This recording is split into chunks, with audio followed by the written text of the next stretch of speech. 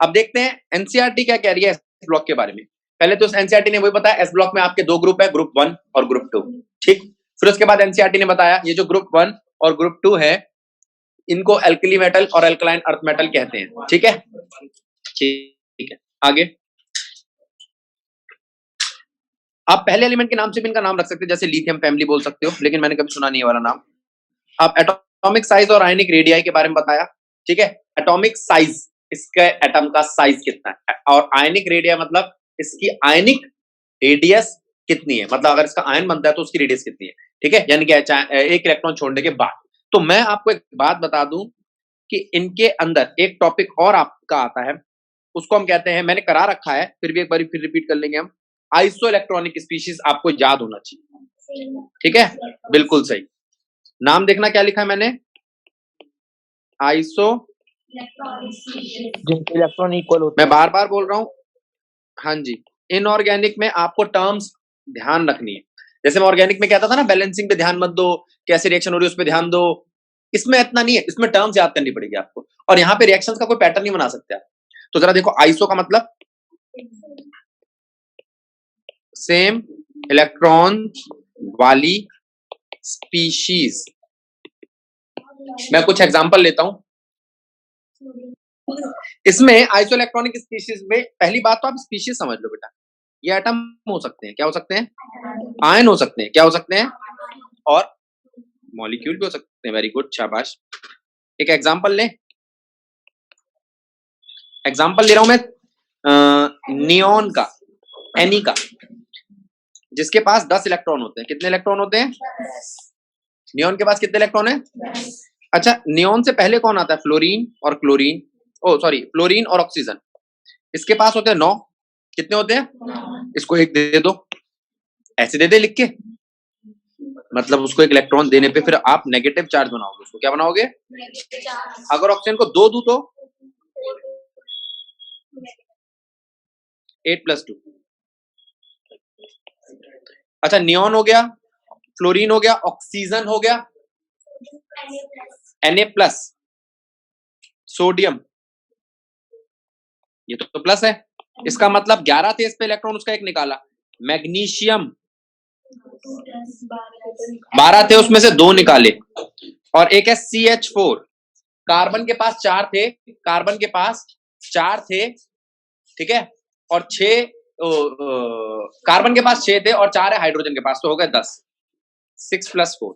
ये सब isoelectronic species है, ये सब आइसो इलेक्ट्रॉनिक स्पीशीज हैं। Iso what is isoelectronic species, isoelectronic species are those species which has same number of electrons, it may be atom, any ion or molecule, ठीक है, चलो खत्म बात।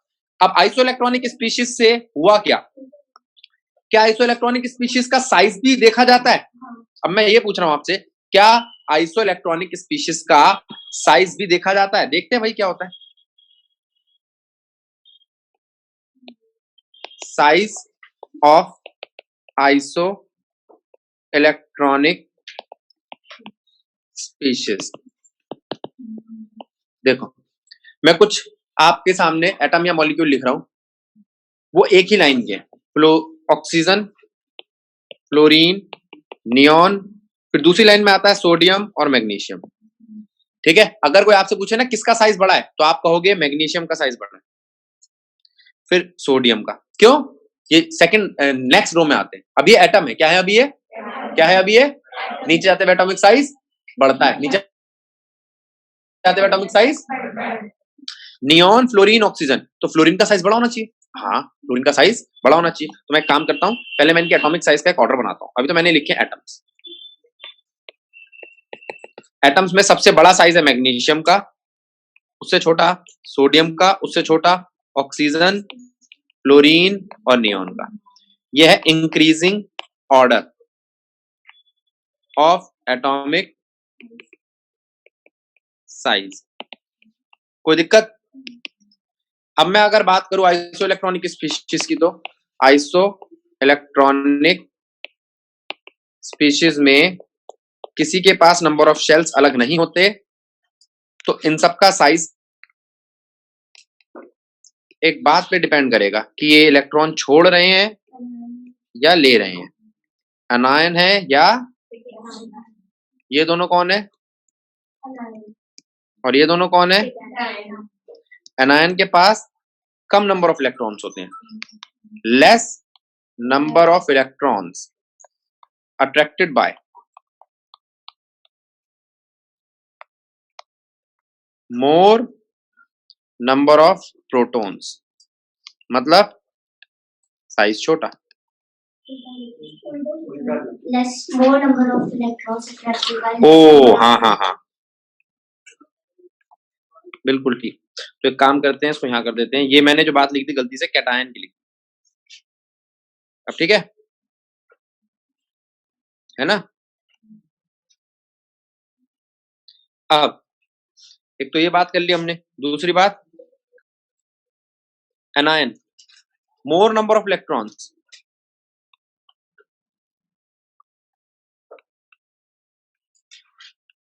Attracted by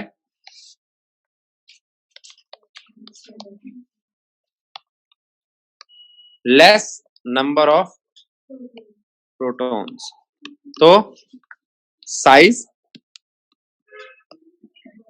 बड़ा, ठीक है। तो आप कहोगे भैया इसका साइज, एनायन का साइज बड़ा होता है और कैटायन का साइज, तो ये ऑर्डर ठीक लिखा है। किसी को कोई डाउट हो तो बोलो। Size of electronic, size of atom में और साइज ऑफ आइसोइलेक्ट्रॉनिक स्पीशीज में, ठीक है। तो फिर से एनसीईआरटी पे आ रहे हैं। देखो, तो ये वाली बात हमने कर ली, ये हमें समझ में आ गया कि यहां हमने किसकी बात की थी। अब आगे बढ़ रहे हैं। मैंने आपको हाइड्रेशन एंथैल्पी में साइज के बारे में बताया था, जितना साइज छोटा होगा उतनी हाइड्रेशन एंथैल्पी ज्यादा होगी, जितनी हाइड्रेशन एंथैल्पी ज्यादा होगी उतनी मोबिलिटी कम होगी, क्योंकि वो आ जाओ बड़ी ही अच्छी बात है यहां पर कि हम साइज को मोबिलिटी के साथ कंपेयर कर रहे हैं। आ जाओ, पहले एटॉमिक और ionic size inversely proportional to mobility, जितना छोटा उतना मोबाइल। ये बात ठीक है, ये तो हम जानते हैं। ये कौन कहता है? फिजिक्स। तो फिजिकल प्रॉपर्टी हुई ना इसकी।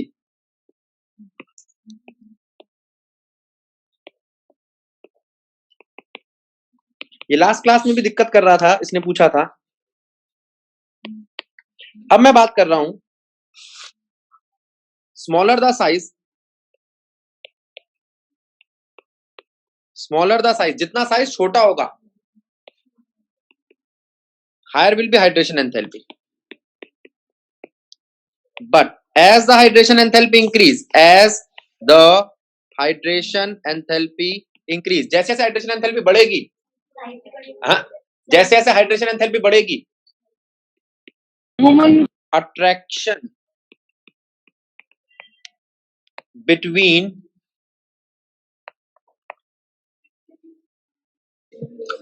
बिटवीन H2O यानी कि वाटर एंड आयन इंक्रीज। अब मेरी बात समझो बेटा, कंसेप्ट बनाओ, ध्यान दे, उल्टी से कंसेप्ट मत बनाओ। ये वाटर के मॉलिक्यूल्स है, सारे बच्चे वाटर के मॉलिक्यूल्स देखेंगे। ये मैंने ऑरेंज कलर के वाटर के मॉलिक्यूल्स दिखाए हैं, दिख रहे हैं आपको?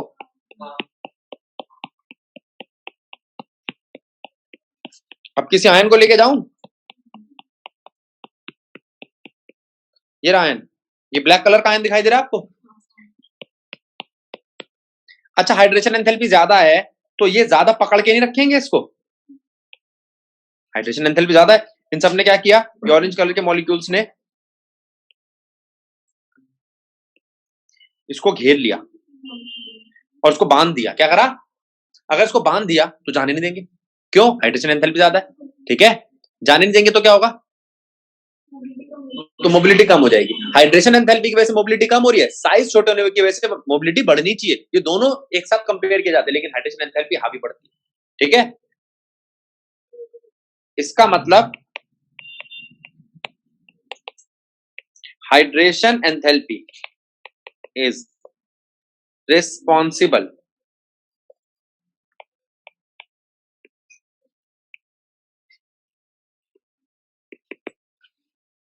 For decrease in mobility of ions. Ions की मोबिलिटी जो गिर रही है ना बेटा, वो किसकी वजह से हो रही है? हाइड्रेशन एंथैल्पी की वजह से। तो जितना छोटा होगा हाइड्रेशन एंथैल्पी ज्यादा होनी चाहिए, लेकिन जितना छोटा उतनी हाइड्रेशन एंथैल्पी कम है, क्योंकि मोबिलिटी कम है। बात समझ में आई? क्लियर हुआ कंसेप्ट? अच्छा, अब वापस आना जरा हाइड्रेशन एंथैल्पी की बात के बाद।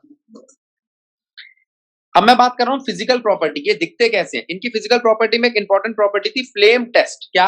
ये ऑक्सीडाइज होते हैं जब इनको फ्लेम में रखा जाता है। किसमें रखा जाता है? फ्लेम में। फ्लेम का मतलब क्या है?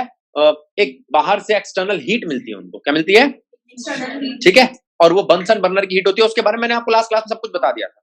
अब क्या इनके कोई कलर होते हैं? हाँ, लिथियम का होता है क्रिम्सन रेड, सोडियम का येलो, पोटेशियम का वॉयलेट, रुबिडियम का रेड वॉयलेट और सीजियम का ब्लू। ये अकेला कंफर्मेटरी टेस्ट नहीं हो सकता, क्योंकि हम बहुत साफ तरीके से फ्लेम को नहीं देख सकते। तो हम क्या करते हैं, इसके साथ कोई ना कोई एक और कंफर्मेटरी टेस्ट ले लेते हैं जब इनका पता लगाना होता है।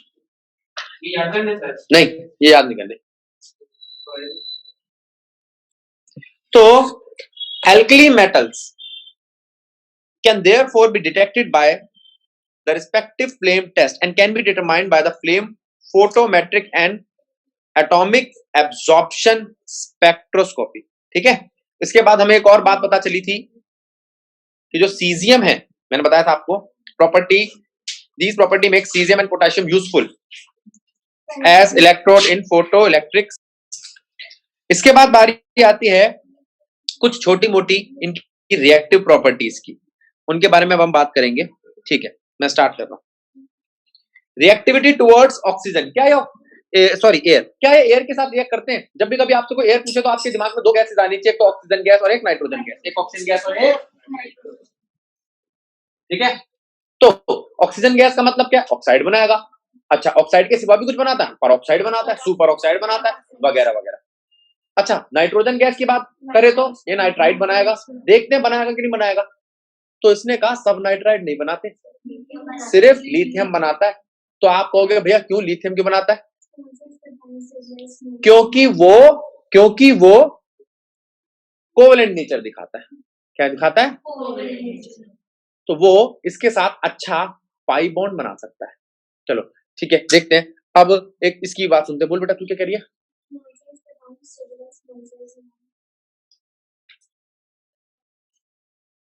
अच्छा पॉइंट है। ये कह रही है कि भैया जो स्मॉल साइज है लिथियम का, वो स्मॉल सोडियम के साइज के साथ, नाइट्रोजन के साथ सॉरी, बॉन्ड बनाकर स्टेबल बन सकता है। बिल्कुल ठीक बात है। हाँ, ये भी ठीक पॉइंट है, लेकिन हम एक बार देख लेते हैं यहाँ पर फिर भी। In all these oxides, the oxidation state of the alkali metal is +1. Lithium show exceptional behavior in reacting directly with the nitrogen to form nitride Li3n as well because of their high reactivity towards air and water. They normally kept नहीं, हाँ इसने reason नहीं दिया NCERT में, कोई बात नहीं। ठीक है, अब हम इसके बारे में लिखने जा रहे हैं, जरा ध्यान देना आप। तो हम बात कर रहे हैं केमिकल प्रॉपर्टीज की। किसकी बात कर रहे हैं? Chemical properties of group 1।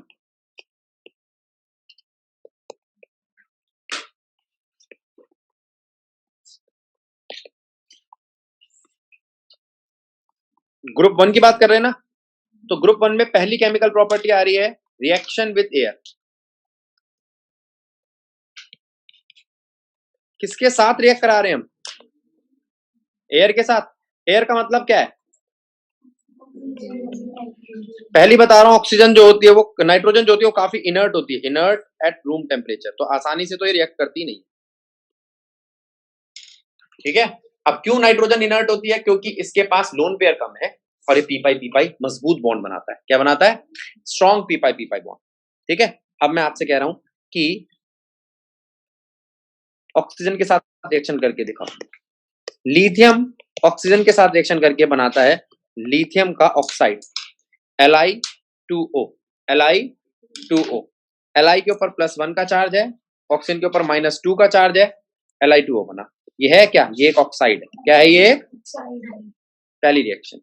अगर मैं यही रिएक्शन सोडियम के कराऊं तो सोडियम ऑक्सीजन के साथ रिएक्शन करता है और Na2O2 बनाता है। क्या बनाता है? क्या बनाता है? अच्छा, तो ये तो -1 हो गया, तो ये क्या बन गया? परऑक्साइड, क्योंकि -1 ऑक्सीडेशन स्टेट का मतलब परऑक्साइड होता है। O के ऊपर -1, ठीक है। और यहां पर O के ऊपर क्या था? इसके बाद आता है सुपर ऑक्साइड। वो कौन है? अब यहां पर पोटाशियम, रुबिडियम और सीजियम कोई भी रिएक्ट कर सकता है। किसके साथ? O2 के साथ। और क्या बनाएगा? MO2, मतलब KO2, रुबिडियम O2 या सीजियम O2। और ये क्या है आपके? और सुपर ऑक्साइड क्या होते हैं? 2 ऑक्सीजन के ऊपर 1 चार्ज। ठीक है, बोलो बात ठीक है गलत है? यहां तक बात तो ज्यादा समझ आई स्टेबल बेटा? कौन से हैं? तीनों अलग अलग हिसाब से है। अब देखो, अगर स्मॉल साइज का होगा लिथियम, स्मॉल साइज का होता है लिथियम, स्मॉल इन साइज और कोवेलेंट इन नेचर।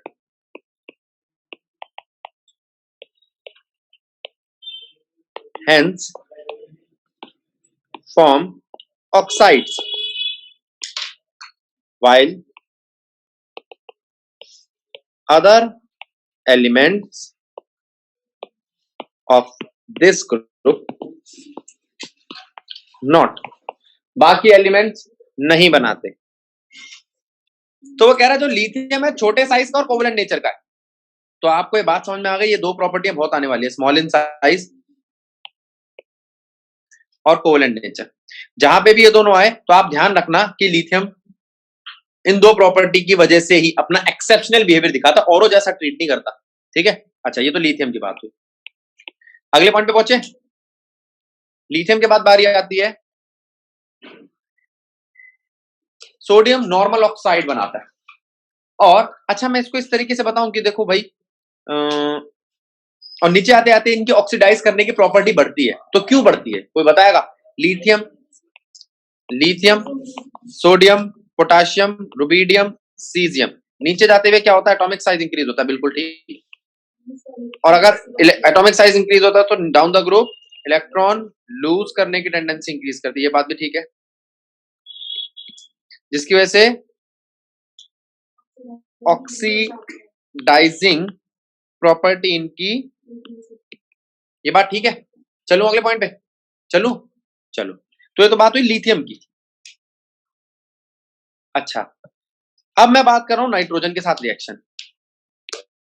क्या ये नाइट्रोजन के साथ रिएक्ट करते हैं? देखते हैं। लिथियम अगर नाइट्रोजन के साथ रिएक्ट करेगा तो Li3n बनाएगा। इस वक्त इसके फिर वही दो रीजन है, ड्यू टू स्मॉल साइज और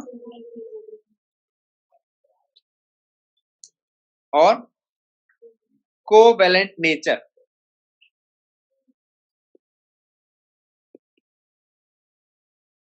इसी के पास कोवेलेंट नेचर दिखाने की प्रॉपर्टी, बाकी सारे एलिमेंट सोडियम वोडियम तो अच्छे खासे आयनिक है। कैसे अच्छे खासे? ये बात समझ में आई। तो केमिकल प्रॉपर्टी में हमने अभी सिर्फ रिएक्शन विद एयर देखा है। और किसके साथ रिएक्ट करा सकते हैं भाई इसको? हम पानी के साथ करा सकते हैं, ठीक है, हेलोजन के साथ करा सकते हैं,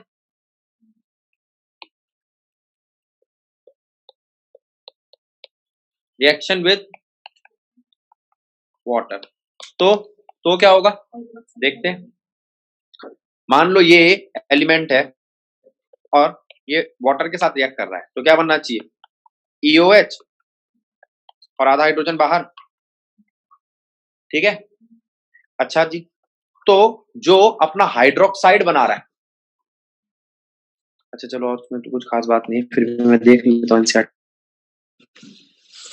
एक्टिविटी टुवर्ड्स वाटर, हाइड्रोक्साइड ही बना रहा है, ठीक है। इस पैराग्राफ पे ध्यान दो। It may be noted that although the lithium has the most negative E naught value, अब आप कहोगे भैया E naught value ही नहीं पता, तो अभी E naught value पे काम करें। कौन है E naught value? देखते हैं, सब देखते हैं। तो हमने कहा कि भैया यहां से पानी के साथ रिएक्शन कराई, कोई दिक्कत नहीं है। अब तीसरे में हम इसको किसके साथ रिएक्शन करा रहे हैं? हेलोजन के साथ करा रहे हैं। हाँ, रिएक्टिविटी टुवर्ड्स हाइड्रोजन, डाइहाइड्रोजन और हेलोजन।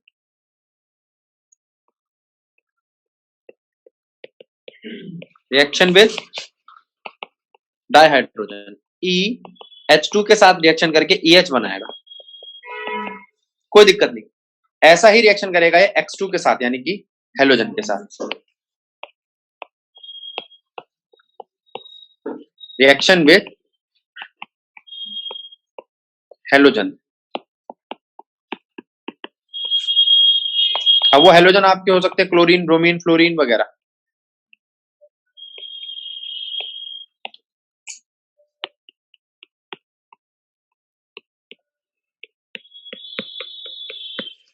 ठीक बात।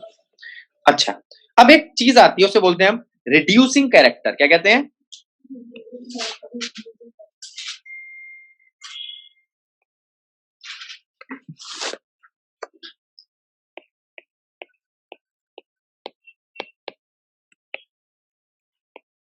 Reducing character. पहली बात तो है कि रिड्यूसिंग कैरेक्टर होता क्या है ना?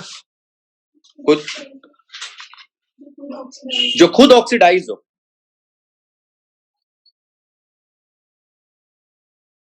जो खुद ऑक्सीडाइज हो। तो रिड्यूसिंग कैरेक्टर का मतलब विच ऑक्सीडाइज इटसेल्फ, वो अच्छा रिड्यूसिंग कैरेक्टर दिखाता है। तो मैंने कहा भैया ये जो E है, क्या ये ऑक्सीडाइज हो जाता है, E+ बन जाता है? और अगर E+ बनता है तो कैसे बनता है, इसमें क्या क्या चीजें लगती हैं? मिर्ची, धनिया, हल्दी नहीं। पहली बात तो ये आपको E सॉलिड मिलता है। कैसा मिलता है? इसको बनाओ गैस, ठीक है। गैस बनाने के बाद इसका क्या करो? आयनाइजेशन, फिर हाइड्रेशन, ठीक है। यहां लगेगी एंथैल्पी ऑफ सब्लिमेशन, यहां लगेगी एंथैल्पी आयनाइजेशन, और यहां लगेगी एंथैल्पी, वेरी गुड। और इन तीनों का सम होता है E नॉट वैल्यू। तो E नॉट वैल्यू, अब आप कहोगे भैया ये क्या है E नॉट वैल्यू? फिजिक्स में इसका मतलब है EMF, स्टैंडर्ड EMF। EMF किसका होता है? सेल का। तो ये सेल बनाएंगे क्या भैया? प्लस माइनस आ गया ना, कैथोड एनोड आ गया ना, तो सेल बनाएंगे। कौन कह रहा है सेल बनेगा? तो केमिकल का ही। तो फिजिक्स में जब हम इसको देखते हैं तो हम फिजिक्स में किस तरीके से बात करते हैं? सेल का पोटेंशियल है, सेल की वर्क डन है, ठीक है, सेल का चार्ज है, सेल का करंट है। केमिस्ट्री में कैसे बात करते हैं कि सेल में रिएक्शन क्या हो रही है जिसकी वजह से ये वर्क डन हो रहा है। तो ये जो E नॉट वैल्यू निकली हमारी, ये क्या है? ये है एंथैल्पी ऑफ सब्लिमेशन। क्या है ये? Plus enthalpy of ionization plus hydration की एंथैल्पी, इन सब का सम। अब मैं आपको एक बात बताऊं, थोड़ी सी ना इसको फिजिक्स वाले तरीके से समझते हैं। ये क्या है? ये सब एनर्जियां हैं, ये सब एनर्जीज हैं। ये क्या है? ये एक तरीके का work done to bring charge from infinity to that point. आपने पढ़ा होगा शायद 10th क्लास में, उसे हम पोटेंशियल कहते थे। और पोटेंशियल यहाँ पर आप अभी तो आप EMF पोटेंशियल की समझ के चलो, इलेक्ट्रोमोटिव फोर्स जो होती है, वैसे किसी सेल का मैक्सिमम पोटेंशियल होता है। क्या होता है किसी सेल का? तो वर्क डन एनर्जी के बीच में कोई रिलेशन हो सकता है वर्क एनर्जी थ्योरम के हिसाब से? तो फॉर्मूला तो गलत नहीं है, लेकिन आप sublimation enthalpy, ionization enthalpy, hydration enthalpy सब जोड़ोगे तो जाके E नॉट वैल्यू आएगी। अच्छा, अगर मैं आपसे पूछूं आयनाइजेशन एंथैल्पी लिथियम की बहुत ज्यादा है, पॉजिटिव, उसे कम करो। तो हाइड्रेशन एंथैल्पी बहुत नेगेटिव है तो वो कंपनसेट कर देती है। ठीक है, ठीक है। तो इन्हीं तीनों चीजों का सम होना चाहिए, अकेली किसी ताकत में नहीं ई नॉट वैल्यू बनाती है, तीनों का सम होगा तो ई नॉट वैल्यू बनती है। और ई नॉट वैल्यू जितनी ज्यादा नेगेटिव उतना अच्छा reducing character. Higher the negative E naught value, more will be reducing character and vice versa। मतलब lower the या higher the positive E0 value, more will be oxidizing character। याद रहेगी ये बात, ठीक है। तो लिथियम की बहुत ज्यादा नेगेटिव E0 वैल्यू होती है, इसका मतलब उसका बहुत अच्छा रिड्यूसिंग करेक्टर है। क्यों अच्छा है भाई? उसकी हाइड्रेशन एंथैल्पी बहुत ज्यादा है।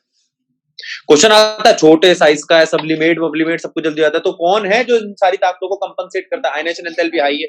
हाँ, अब हम बात करते हैं ना आराम से, यहाँ पे ये लो, अब इस पॉइंट को हम समझ सकते हैं इतनी सारी बातें करने के बाद। ये जो रिड्यूसिंग नेचर लिखा है पढ़ू।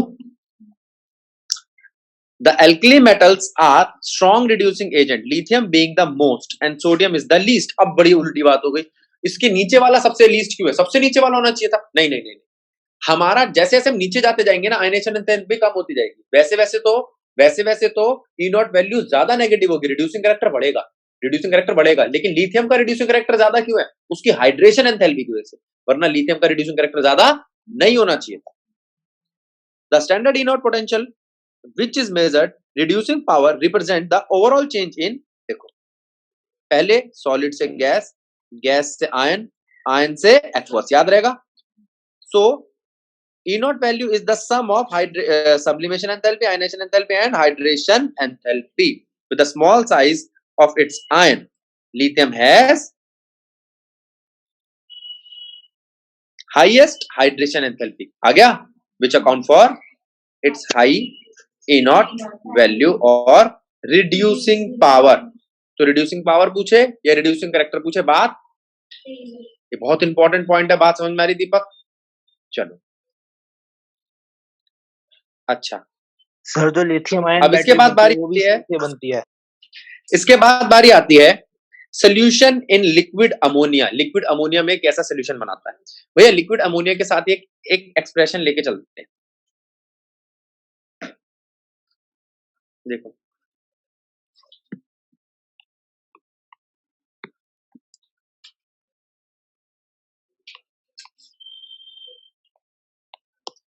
सोल्यूशन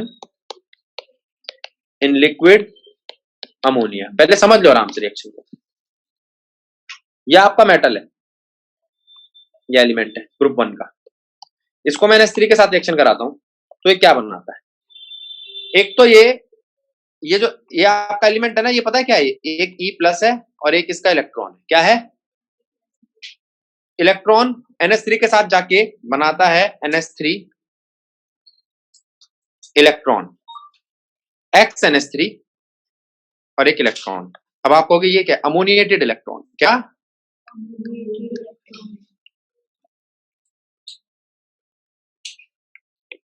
और कुछ E के साथ चले जाते हैं NH3। तो तुम कहोगे यहाँ कितने NH3 है? X और Y, ठीक है। इस रेशो का कोई अभी आपका काम नहीं है। लेकिन ये जो अमोनिएटेड इलेक्ट्रॉन है, इसके पास एक फ्री इलेक्ट्रॉन है। ये कैसा इलेक्ट्रॉन है? फ्री इलेक्ट्रॉन किसके लिए रिस्पॉन्सिबल होता है? Colour, paramagnetic nature,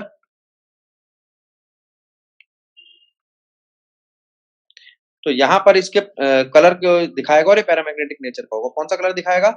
blue colour. कैसा कलर दिखाएगा? तो क्वेश्चन आता है कि क्यों ब्लू कलर बन जाता है अमोनिया के साथ रिएक्ट करते? क्योंकि इसके पास एक अमोनिएटेड इलेक्ट्रॉन आता है। क्या आता है? The alkali metal dissolved in liquid ammonia give the deep blue color solution which are conducting in nature। अच्छा, कंडक्टिंग नेचर का क्यों होता है? फिर वो unpaired electron conducting, free electrons conducting भी होते हैं। फ्री इलेक्ट्रॉन क्या होते हैं? गलत बात है। जो फ्री इलेक्ट्रॉन होगा वो कंडक्ट करेगा। क्या करेगा? अच्छा, तो blue colour solution is due to ammoniated electron, इस बात पे ध्यान दो। which absorb energy in the visible region of light and thus impart blue color to the solution। बहुत इंपॉर्टेंट क्वेश्चन है और इसी वजह से पैरामैग्नेटिक भी होता है, मैं बता चुका हूं। लेकिन धीरे धीरे जब ये अमोनिएटेड इलेक्ट्रॉन इसके साथ रिएक्शन करता है तो अमाइड बनाता है और हाइड्रोजन गैस छोड़ देता है और इसके पास अनपेयर्ड इलेक्ट्रॉन नहीं बचते, तो इसका रंग गाढ़ा हो जाता है, ब्रॉन्ज हो जाता है। क्या हो जाता है? ब्रॉन्ज। और इसका जो पैरामैग्नेटिक बिहेवियर है, अगर अनपेयर्ड इलेक्ट्रॉन होंगे तो पैरामैग्नेटिक बिहेवियर और ऑल पेयर्ड होंगे तो डायामैग्नेटिक, तो उसमें कन्वर्ट हो जाता है। In concentrated solution, the blue color changes to bronze color and become diamagnetic। किसके ये बात समझ नहीं आई? तो आप कोई तुमसे पूछे अमोनिएटेड इलेक्ट्रॉन क्या होता है? अमोनिएटेड इलेक्ट्रॉन वो होता है जिसने जो अमोनिया के साथ बैठकर उसने इलेक्ट्रॉन बना लिए। अब ये एक्स और वाई में परेशान मत होना कि कभी एक्स लिख दो कभी वाई लिख दो, उससे कोई लेना देना नहीं, ठीक है। यूजेस मैं इन दोनों के एक साथ कराऊंगा, फर्स्ट ग्रुप और सेकंड ग्रुप के। यहां पर इसका काम खत्म। आपका काम क्या है? आपका काम है ये सारी बातें ग्रुप 2 के लिए पता करके लाना।